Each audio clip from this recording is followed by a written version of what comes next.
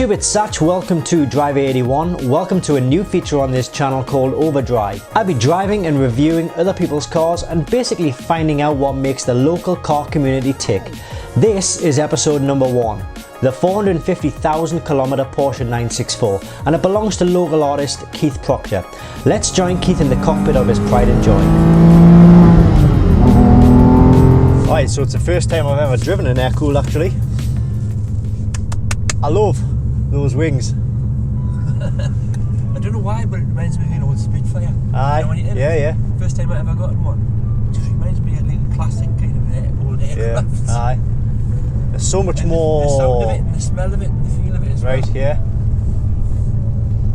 I guess when you've driven a car like this, you kind of know you've had a bit of a workout, as opposed to the new modern stuff, which is where everything's kind of done for you. It is. You can feel that instantly. Yeah. It's so heavy, that clutch. Yeah. And I'm gonna have to get used to the offset because it's. I think I said to you before, it's kind of slightly to the left. Yeah, you sit facing that way a little bit. Yeah. And but I guess it's second nature to you. Right, which way am I going here? I'm gonna go right now. Right.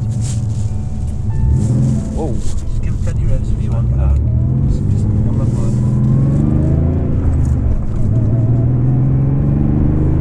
So how long have you had the car for then, Keith? I've had it best part of 5 years. 5 years? The wheels, 2013, bought it. It had 130,000 miles on it when I got it. Right, and it's got 270 now, so what's that, 140,000 miles in 5 years? I've doubled it, yeah. That's just good in it. it. The doors. Yeah. So you drive it every day, do you? Is it an everyday driver? Or? Yeah. I need a pint of milk, I'm off to the shops in it. I use it for everything, it's just an everyday. So it really is, in every sense of the word, a car that you can use every day. And just because it's a classic car doesn't mean it has to be in the garage for 8 months of the year. No. And do you mind us asking how much you paid for the car? I paid 11,500 for it. 11,500. Yeah. Which is 5 years ago, and it's considerably less than what you would pay for one now. It is, yeah. It's quadrupled in price. I mean, I was looking this morning on the Auto Trader, and there was literally 3 of these cars for sale. In the Carrera 4, that is. Yeah. Well, I'm not sure what the market's like for them at the minute and how they're selling, but all I can say is the prices have absolutely shot up. Rocketed, yeah. Yeah. And have you ever tracked the car? I've been on track twice. Right. Yeah. I went to Croft and I've been to Donington. Right. Handled really well.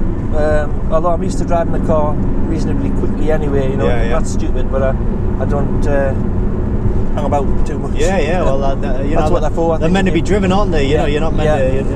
Yeah. And do you get up to a reasonable speed? I mean, do you recall what the fastest you've been in it?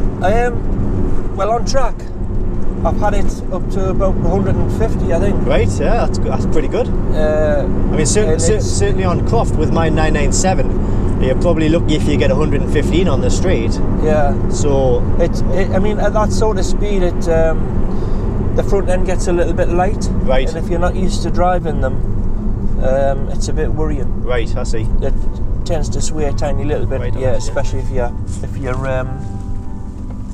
hitting a long sweeping bend, you need to back off a little bit. Yeah. Obviously. But cornering wise, it's like a go-kart. Yeah.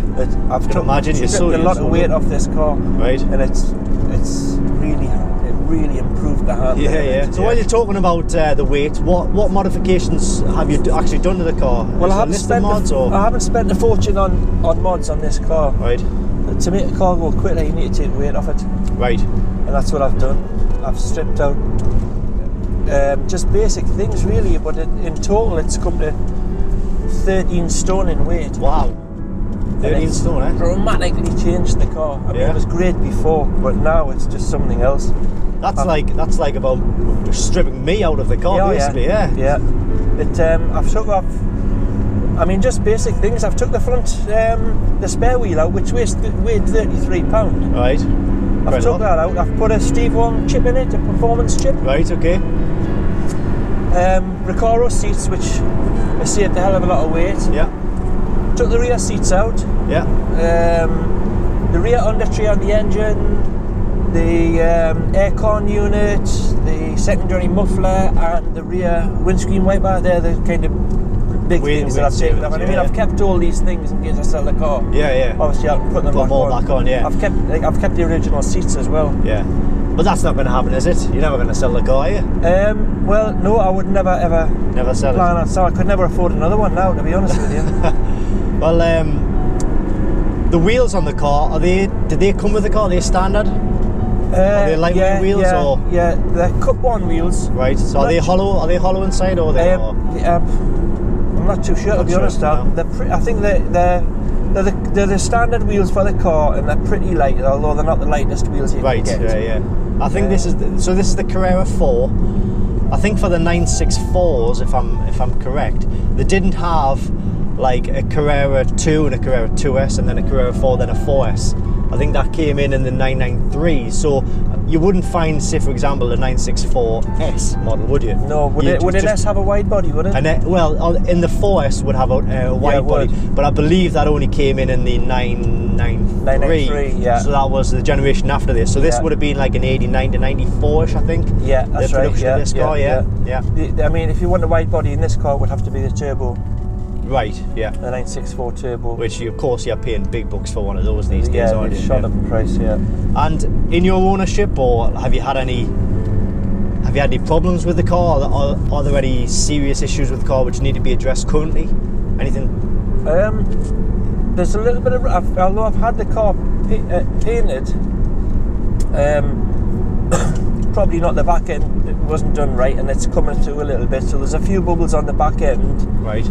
Although... Is that common with 964s? It's very common, yeah. I can show you later on where the rust is. Well, there's specific areas on these cars that do rust. Straight on, yeah. Yeah, and you need to have, you need to have the rust cut out. Right.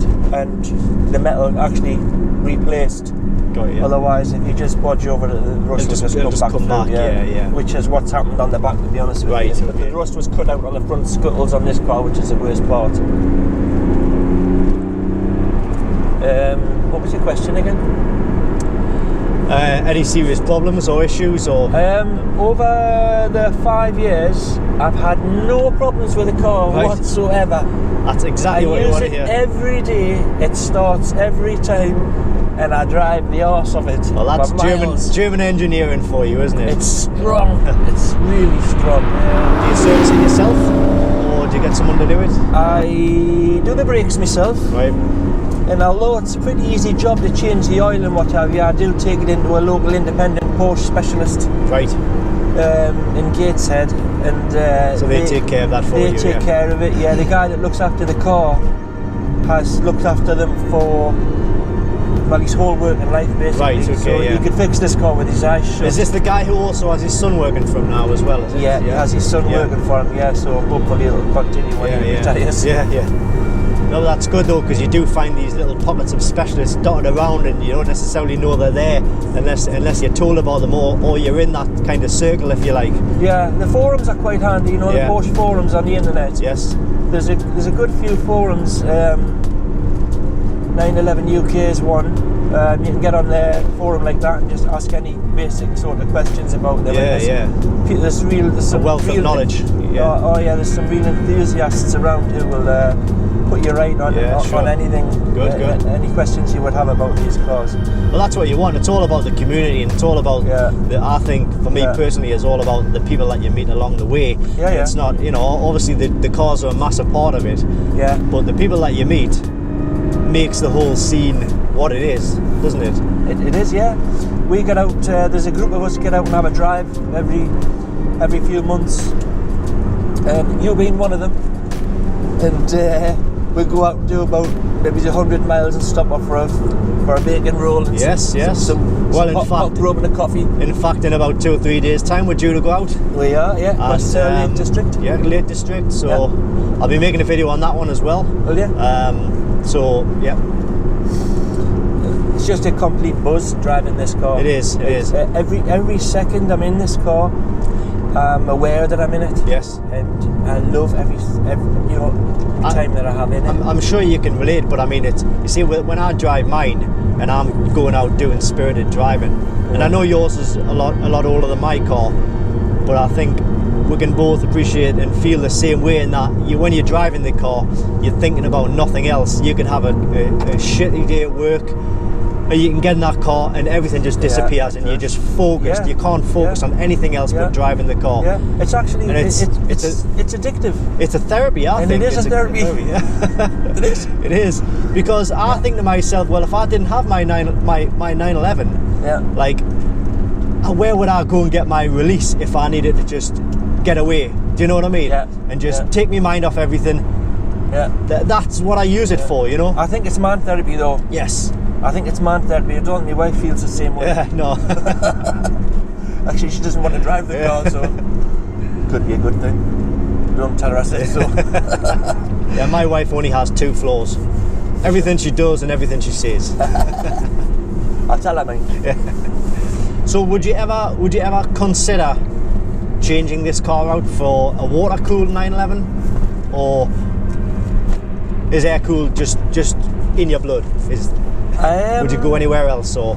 I like the water-cooled, the newer cars. Right. Obviously, I've been 911 mad all my life. Yeah. But when I was a kid, it was the torpedo wings. It's this shape of the older 911s that I like. I know the guy. I think maybe the younger generation like the newer ones more. I don't know. Yeah. But I love the look of a 911, even the new ones. Yeah. It's the sound and the smell you get with an older car as well. For me, I like that classic feel that it has. It's and I think they get. I don't know, but I think they might get a little bit more. Not that it's the attention that's important, but everywhere I go in this car, people come up and talk to you, and ask you all about it. That's an interesting car. It's a great looking car. I mean, you could be in at the filling station, filling it up with petrol, and 9 times out of 10, someone will come up and start talking about it. Yeah. You know, they're really passionate about it. They may never have had a Porsche, but they are really, really passionate about it. You know? Yes, yeah. Well, I've always toyed with the idea of getting a 964, but I think I've always kind of pussied out in the end and always gone for like a safer option. Like I had my 991, but the 997 now. It's not a safer option because I use this car every day. Right. What are the benefits of having a newer 911? What are the benefits? Well, I mean, you've got less chance of things going wrong, I would say, because they've been used a lot less. And it's newer technology. That doesn't necessarily mean it's better technology. Yeah.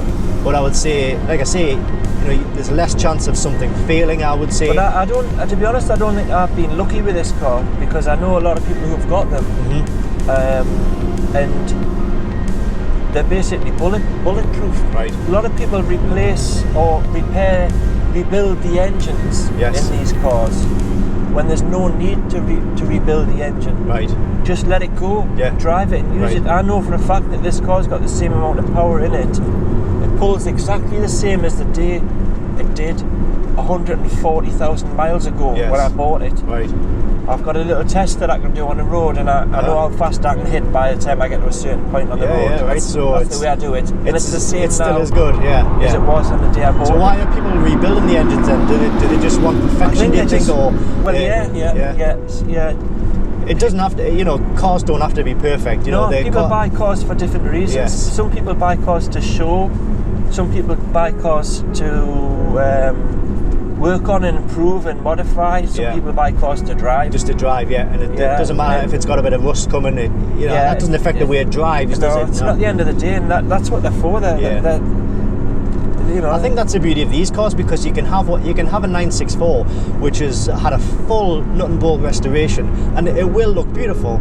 But you can get a car like this, which maybe needs a little bit of work in areas, but still also just has the same amount of beauty. Yeah. And you can you can see cars with poor paint jobs, great paint jobs, but it doesn't take anything away from the driver, the experience you have when you're actually driving the car. No. So for anybody watching this who is considering getting into a 964, is there anything that these potential buyers need to look out for that you know of, or any sort of like common problems with these cars? Because I imagine that these cars are quite old now, and all of the problems that will happen with these cars have been found out, if you like. Yeah, documented and known. to be honest, if you're going to buy one of these cars, you're better off taking it for a pre-purchase inspection, Right. like PPI, from a Porsche dealer or a Specialist, yeah. an independent Porsche specialist, and they will check it out for you. It's the best thing to do, I think. It's just basic things like obviously the engine, the the chassis, the mechanics, and the bodywork. Yeah. Can all be checked out Right. first. But So, like I say, if they've had the work done, then you'll pay a little bit more money for it. yeah. I bet you. I'm gonna hazard a guess that you don't even know what miles per gallon you get out of this I car. don't. No. Because you don't buy a car like this to look at the miles per gallon. It's miles per gallon, isn't it? It is miles per gallon, yeah. It is. Well, it's been a pleasure, Keith. Thank you very much for allowing me to drive my first air-cooled Porsche 911 964. Really enjoyed it. And what's your next milestone? You're on 270,000 miles now, which is close to 450. I'm aiming for 500,000 at least. 500,000. And I'm, maybe till I'm 80 years old. Yeah. Well, that's it. You can't sell the car if you've got goals like that, can you? No. Yeah. All right. Thanks very much. Okay. I'll see you next time. Yes.